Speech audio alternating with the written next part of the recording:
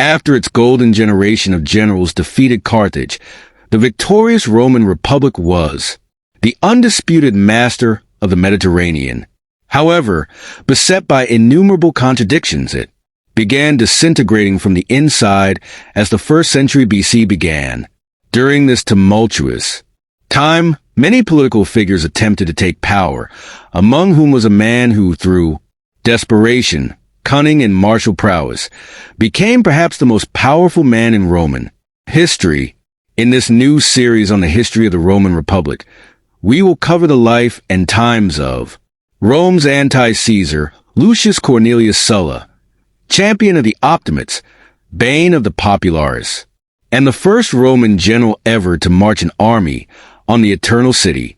In 138 BC, only 8 years after Carthage's final destruction, the protagonist of our story, Sulla, was born in Rome, into a branch of the prestigious Cornelii gens. On the surface, his heritage would have guaranteed a privileged life, but unfortunately for Sulla, this wasn't the case. In contrast to many of the more fortunate Cornelii family lines, such as that of the Scipios, Sulla's offshoot was relatively destitute. At the time, none of his clan had risen above the rank of praetor for several generations. According to one tale, which has come down to us, Sulla's wet nurse was carrying her young ward to the streets of Rome one day when she was approached by a mysterious woman. Upon seeing the child, the enigmatic figure spoke the words, "Plaudabi et Republici," to a Felix. "The infant will be a source of felicity to you and the state."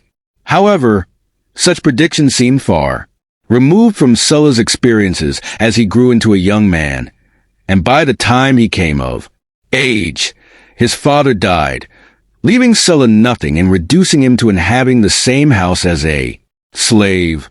Lacking money and access to high society, Sulla, blessed with a mane of golden red hair and blue eyes, found friends among the vagrants of Roman society, actors, something that only decreased his standing in the eyes of the aristocrats. It was a stroke of pure luck that changed Sulla's fate. In a short period of time, both the youngster's mistress, Nicopolis, and his stepmother passed away, leaving him a substantial sum of money. Now a man of means, Sulla was duly elected quaestor for 107 BC, being assigned to the staff of Consul Gaius Marius. Ongoing since 111 BC, the so-called Jugurthine War was Rome's desert Vietnam, exposing the absolute worst of Roman politics and the weaknesses of its military.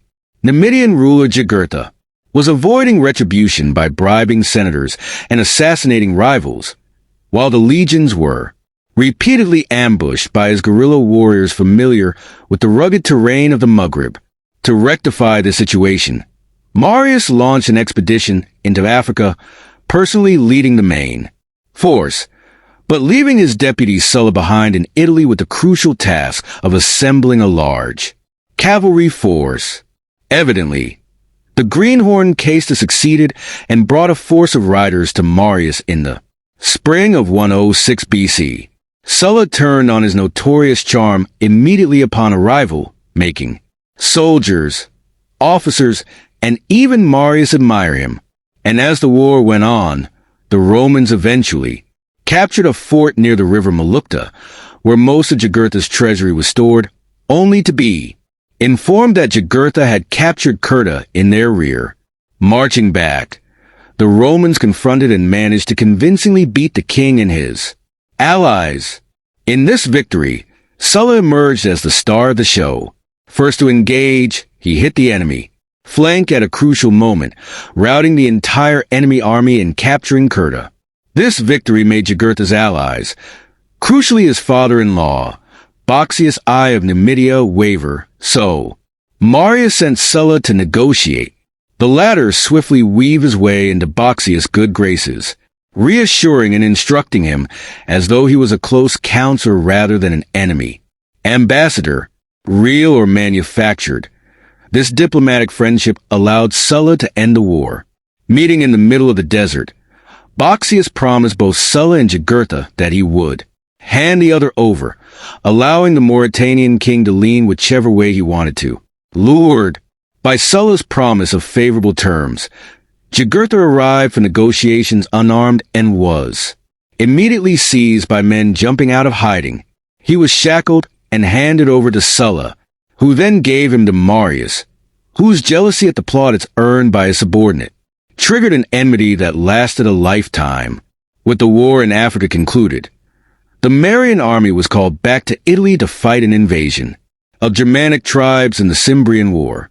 Sulla wasted no time in employing his well-renowned magnetism to split the Germanic Marsi tribe off from their kin and persuade them to become allies of Rome, a great diplomatic boon to the cause. Realizing Marius' shadow would always veil his achievements, Sulla went to serve Rome's other consul, Catulus, in the hopes that military acclaim of his own would quicken his ascent. In 101 BC, Sulla remedied a supply shortage among Catulus' troops so effectively that not only was he able to feed Catulus' armies, but Marius' soldiers as well, causing Marius' jealousy to flare up once again. Thanks to Marius' politically motivated deployment, Sulla was relegated to a relatively minor role in the final Roman victory of the Cimbrian War at Verkel. After this, Sulla returned to Rome, and his political career began in earnest.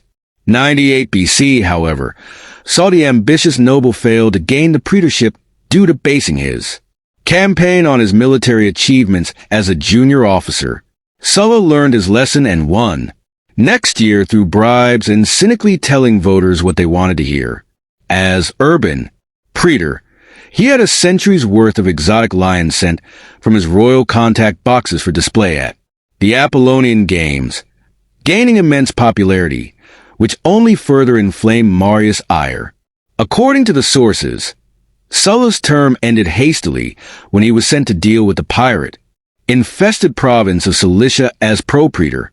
However, the pirate issue soon took a backseat to the larger struggle that was taking shape in Asia Minor between Rome and the kingdom of Pontus led by Mithridates VI. Since 114 BC, Mithridates had expanded Pontic rule across Anatolia, and in doing so, attracted the wary gaze of the Roman Republic.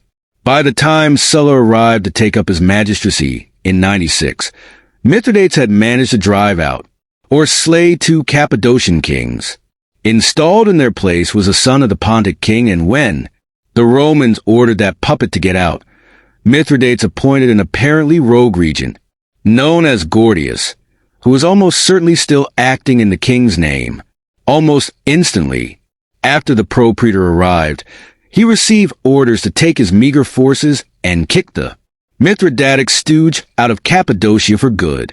Despite possessing inadequate forces for the job, Sulla took his small army, reinforced it with allies from the cities of Asia Minor, and embarked on a campaign. It is one of history's great disappointments that we have little detail concerning what was almost certainly one of Sulla's greatest military achievements. However, what we do know is that by using a combination of military skill and diplomatic trickery in the rough Cappadocian land, the pro-praetor threw Gordius out with his motley force and put the previously deposed king Ariobarzanes back on his throne. Now his career as a great man could begin in earnest, just as the rising starlet was about to take the next step in his career. However, the tribune Livilius Drusus, initially supported by Sulla due to his desire for a strong senate, was assassinated in 91 for backing citizenship for Rome's Italian allies. With that murder, the Republic descended into a self-inflicted civil war of terrible scale, the Social War, and the rising Sulla was called upon to fight in the ensuing conflict, alongside his hardline political rivals, such as the popularly darling Marius. As Romans and their former comrades-in-arms fought and slew one another on 2 different fronts, Sulla gradually became a hero. Although he began the war acting as legate to one of the consuls, he swiftly rose to command an army of his own and drove it deep into rebel territory. besieging Pompeii in 89 BC, when a disgruntled force under the command of another legate slew their arrogant commander.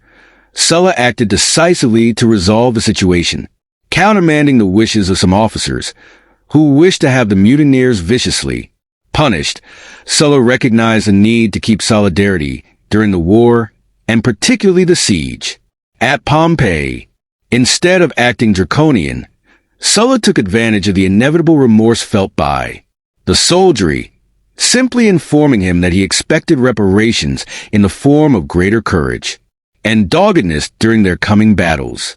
When an enemy commander, known as Cluentius, came to Pompey's aid with an army, Sulla managed to rout the rebels in a hard-fought clash, taking the besieged town as prize not long after.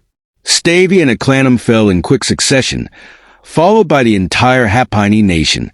With dash and ability, the legate then turned and unexpectedly invaded northern Samnium, routing the Samnite army and eventually capturing the rebel capital at Bovianum.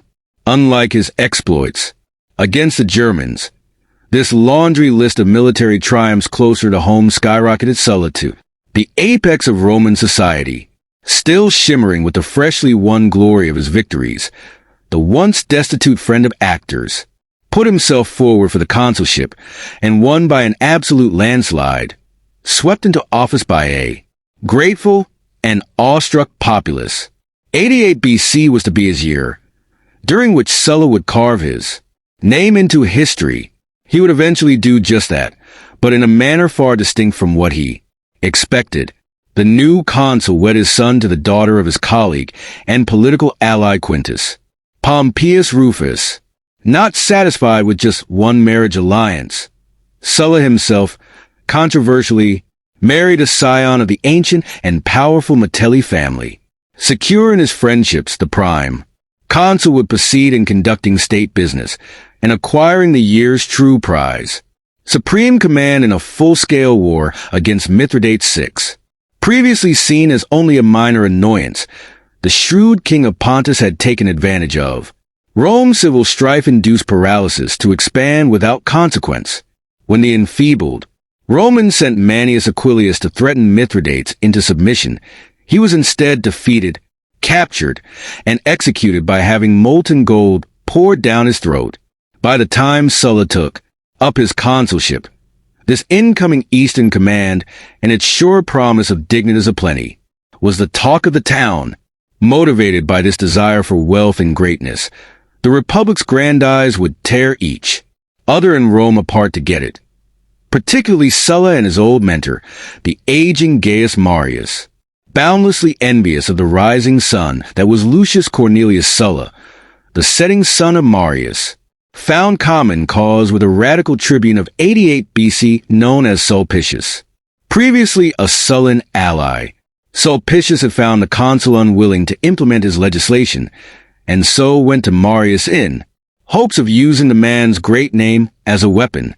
In return for Marius' help, though, the aging general required Sulpicius use his power as tribune to transfer the Mithridatic command and all its accompanying boons to him. When Sulla, as of yet unaware of the plan to deprive him, responded by declaring a suspension of public business. In order to give himself time to speak with the people, Sulpicius initiated a bout of rioting throughout the city, blindsided by bitter, factional violence which left his co-consul's son dead. On the streets of Rome, Sulla was forced to take refuge with his loyal army, who were in the process of stamping out these social wars' last embers. Taking advantage of Sulla's absence, Sulpicius went on a legislative rampage, implementing a number of measures which included fully enfranchising the Italian allies. Then, running hot with success, the tribune snatched the Mithridatic command away from Sulla and handed it to Marius. When Sulla found out about this sleight of hand, he was utterly furious, realizing he had been backed into a corner and threatened with humiliation and political death. So, Sulla did the unthinkable. He incited his rank-and-file legionaries with complaints of the Marians' behavior, implying that the old general would strip them of the opportunity for Pontic plunder. The soldiery was so dead-set loyal to their magnetic commander that when Marius sent military tribunes to seize the army, they were promptly stoned to death. However, upon realizing that Sulla was intending an unprecedented march on Rome, most of his officers deserted. Nevertheless, the consul was confident and desperate, and so continued his fateful advance on the barely defended capital with 6 full legions. When panicked, senatorial emissaries came to ask the general why he was moving on his own city. Sulla simply replied that he planned to free it from tyrants. To his view anyway, the consul did just that. When the army finally arrived, it fought a vicious, urban battle against a hastily organized Marian force, and when Sulla personally intervened, managed to set Marius and his allies to flight. Marius, for his part, managed to escape the clutches of his rival and went into exile all the way to Africa. Sulpicius, however, wasn't so lucky. Betrayed by a slave and discovered by sullen troops in a villa near Rome, the tribune was executed, his head sent to the consul, and all his laws annulled. However, as though to show Sulla's conservative and even-handed nature, the consul freed the slave as a reward, and then had him thrown from the Tarpeian rock for betraying his master. Order had to be maintained, after all. Having secured the city with his legionary army, Sulla attempted to right what he saw to be the Republic's terrible problem, the tribunes, who he considered to be out of control. To that end, legislation that favored the Senate was passed, which restored to that reverent body sole authority to enact new laws, while the power of the people's tribune was diminished. As Appian phrased it, voting would be controlled by the rich and wise, not the poor and headstrong. With the problem apparently sorted out, Sulla sent his army back to Nola and didn't interfere with the next year's elections. But his unseemly attack on Rome had scarred the consul's popularity so badly that a Marian-aligned politician, Cinna, became consul at the start of 87.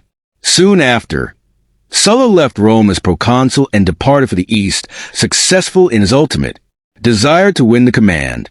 He would return many years later, in a much fouler mood. In our next episode on the life and times of Lucius Cornelius Sulla, we will explore the proconsul's campaigns in Anatolia against the wily and cunning Mithridates VI. This is episode 1 of our member and Patreon exclusive series on the life of Sulla. In total, our kind members and patrons got 4 episodes on this topic, from his career under Gaius Marius to becoming the absolute ruler of Rome. Their support allows us to continue creating videos and paying living wages to our team in a YouTube space where ad revenue is extremely volatile. If you want to see the rest of the series on the life of Sulla, as well as more than 200 other exclusive videos, including the ones on the Spanish War of Succession, Punic Wars, Pacific War, and more, as well as get access to our exclusive Discord, see our schedule and get early access to all videos, join the ranks of our patrons and YouTube members via the links in the description and pinned comment. Thanks to our supporters for allowing us to continue doing our dream job. Make sure you are subscribed and have pressed the bell button. Also, please consider liking, commenting, and sharing. It helps immensely. Our videos would be impossible without our kind patrons and YouTube channel members, whose ranks you can join via the links in the description to know our schedule, get early access to our videos, access our Discord, and much more. This is the Kings and Generals channel, and we will catch you on the next one.